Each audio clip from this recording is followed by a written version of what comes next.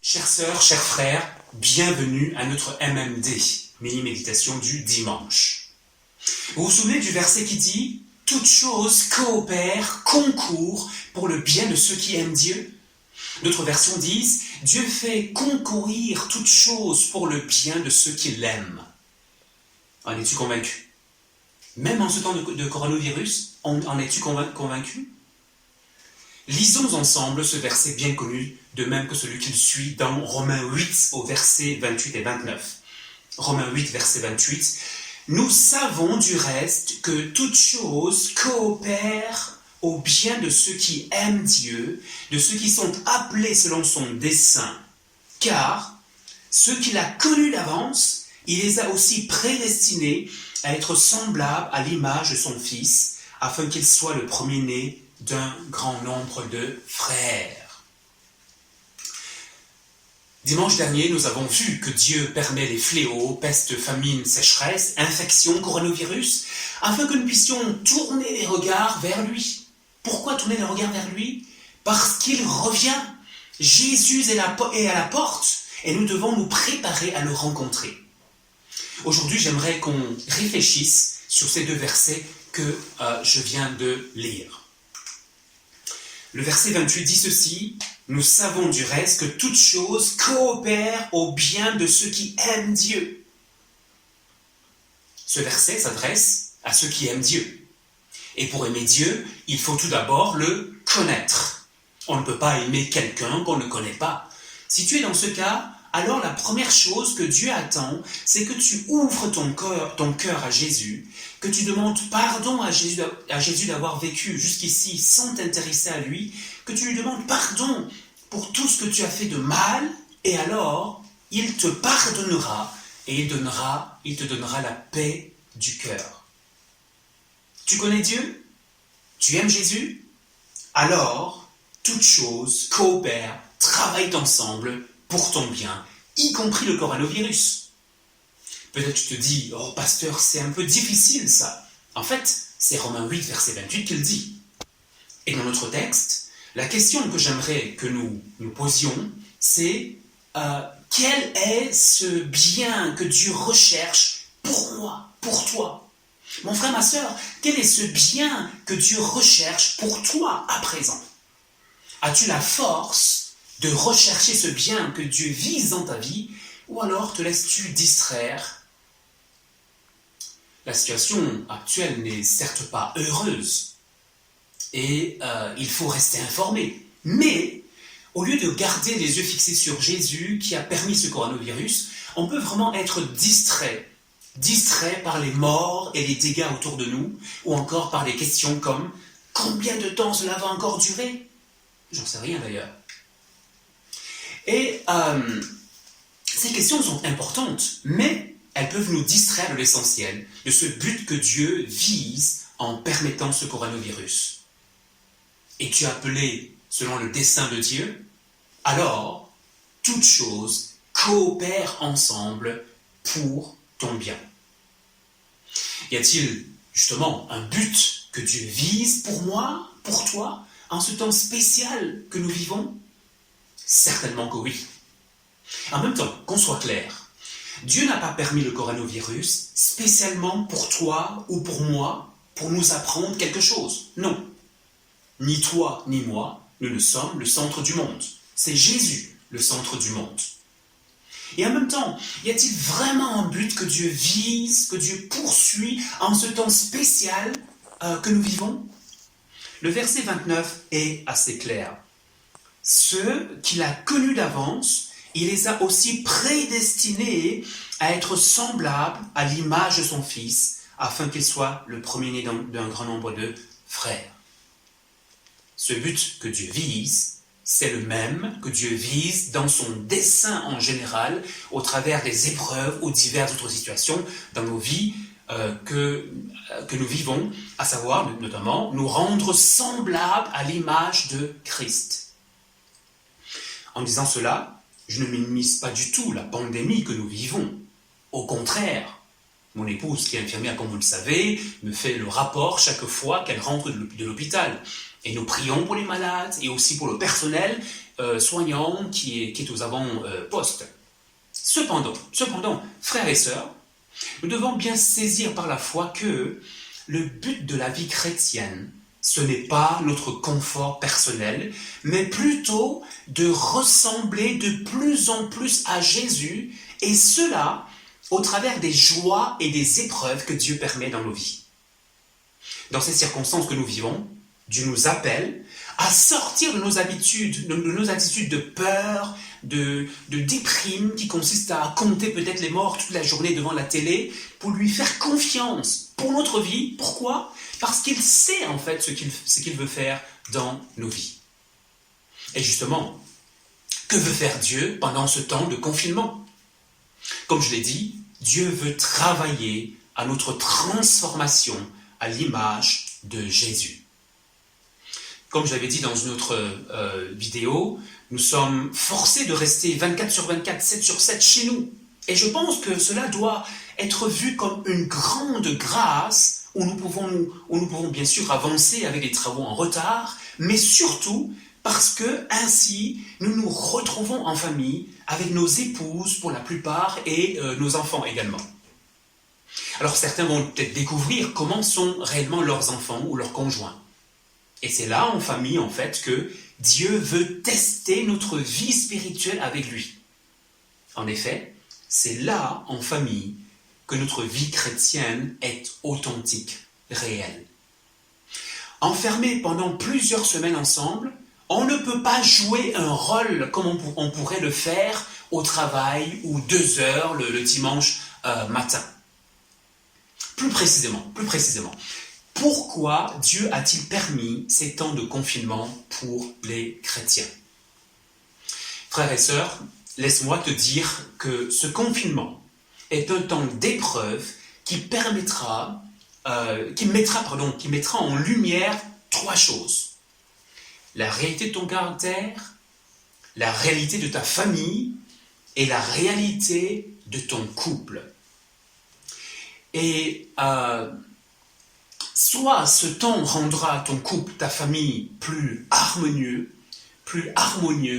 soit ce confinement laissera des dégâts. Et pendant ce temps, Dieu œuvre pour notre transformation, et notamment dans ces 3 domaines dont je viens de parler. D'abord, d'un point de vue personnel, le confinement va révéler nos caractères. En fait, c'est le même phénomène qui se passe lors d'un jeûne. Dans le jeûne, la chair est affaiblie par le manque de nourriture et ou d'eau, afin de permettre à notre esprit d'être bien disposé. Et pendant le processus d'affaiblissement de notre chair, tous les traits de la personne surgissent. Et ils doivent être en fait crucifiés par un SOS lancé au trône de la grâce de Dieu. Et de même, le fait de se retrouver entre 4 murs ensemble pendant des semaines fait que les vrais traits de la personne vont ressortir. D'un point de vue familial, deuxièmement, ce temps de confinement va permettre de découvrir vraiment qui sont nos enfants, qui est vraiment notre femme ou qui est vraiment notre conjoint. On sera peut-être surpris de voir certaines choses, mais il ne faut pas trop s'affoler parce que, en fait, c'est juste la réalité qui surgit plus clairement. Cette réalité avait été cachée parce qu'on la fuyait, ou alors parce qu'elle a été cachée parce que nos préoccupations, métro, boulot, dodo, nous voilaient la face. Troisièmement, du point de vue du couple, le confinement va révéler l'état réel du couple. Comme je l'ai dit tantôt, le confinement rendra ton couple soit plus harmonieux, soit ce confinement laissera des dégâts.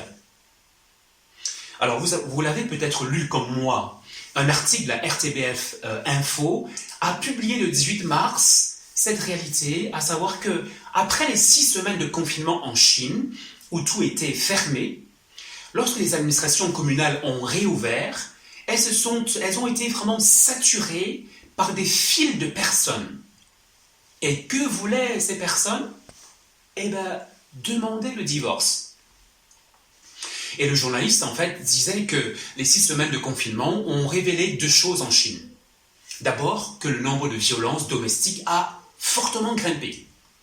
Alors, inutile de vous dire que ce n'était pas la grande joie pendant ces 6 semaines de confinement dans certains foyers en Chine, pas chez nous. Et deuxièmement, la conséquence, c'est que de nombreux couples divorcent. Il y a eu plusieurs files d'attente devant les guichets pour divorcer dès le 1er mars, le jour de la réouverture des bureaux en Chine. Donc vous voyez, regardez comment le destructeur a œuvré pendant ces 6 semaines de quarantaine en Chine. Ne tombons pas dans le même piège, mais laissons-nous travailler par Dieu. Et je suis vraiment convaincu que ce que Dieu veut, c'est se servir de ces situations pour savoir où nous en sommes avec lui personnellement, dans nos familles et dans nos couples. Et je pense qu'avec ce temps de confinement, Dieu nous place en état de transformation intensive où nous avons l'occasion de faire mourir les passions de nos chairs. Et là, nous avons 2 options. Soit éviter cette transformation intense en continuant de fuir la réalité, par exemple, en vivant chacun à son étage, c'est le problème d'avoir de grandes maisons peut-être, en vivant chacun l'un au 1er étage, l'autre au 3e peut-être, ou au 2e, au point de devenir en quelque sorte des locataires dans la même maison. Et l'autre option, deuxièmement, c'est soit d'arrêter de fuir et décider de faire face à la situation et de lancer un SOS de prière intense à Dieu dans le pardon et la repentance. Justement, c'est quoi la repentance? On en avait parlé déjà de cela la dernière fois. C'est quoi la repentance? Eh bien, la repentance, en fait, ce n'est pas le remords ou la tristesse extrême d'avoir mal agi. La repentance biblique est tout autre. Par exemple, peut-être que tu as eu l'habitude jusqu'ici de fuir un problème personnel ou de famille ou de couple sans le régler. Le problème, c'est que le verre continue de pourrir dans la pomme, pour prendre une autre image. Ce qu'il faut, c'est la repentance biblique, qui est d'abord le fait de reconnaître en fait que cette attitude de fuite ou de déni jusque-là est mauvaise et mortifère. Et par rapport à ça, il faut donc lancer un SOS à Dieu pour demander pardon à Jésus et lui demander de changer cette attitude mortifère, d'agir puissamment pour nous transformer. Et il faut aussi demander pardon à la personne blessée. Et par rapport à ces 3 domaines dont j'ai parlé, il faut dire en fait qu'on a toujours ces 2 alternatives. Soit laisser sa famille ou son couple se détruire tranquillement, au plus grand plaisir du destructeur, soit se décider de ne pas fuir, mais de prendre à bras le corps ce qui ne va pas, pour chercher à construire en demandant pardon là où il le faut, et même lorsqu'on ne doit pas demander pardon. C'est gratuit, on peut le faire. Et justement, dans ce contexte, Marie, laisse-moi te dire que c'est à toi de prendre les choses en main et même prendre les choses sur toi, car c'est toi le chef de la famille. Marie, c'est le meilleur moment de vivre ce que dit Éphésiens 5 au verset 25, qui nous dit d'aimer notre épouse jusqu'à nous livrer pour elle s'il le faut. Femme aussi, c'est pour toi le meilleur moment de vivre Éphésiens 5 verset 22 en étant soumise à ton mari. Et les enfants aussi, s'ils peuvent m'écouter, c'est aussi le meilleur moment pour vous de vivre Éphésiens 6 verset 1 en obéissant à vos parents. Pourquoi? À cause du Seigneur. Alors, quand est-ce qu'il faut prendre ces initiatives? Quand est-ce qu'il faut faire cette démarche? Alors, on sait maintenant que le confinement va durer encore au moins 2 semaines. Peut-être 3 ou 4 ou plus. Nous n'en savons rien. Alors, au lieu de laisser les choses se dégrader de plus en plus dans 2, 3, 4 semaines, les 2, 3, 4 semaines qui arrivent, il vaut mieux agir profondément, tout de suite, pour faire le nécessaire, pour pouvoir vivre peut-être le reste des 3 ou 4 ou 5 semaines qui sont devant nous dans une harmonie jamais vécue peut-être jusque-là. Et justement, chers frères et sœurs, j'aimerais vraiment nous exhorter à prendre notre temps pour construire une famille solide ou une relation solide avec le Seigneur.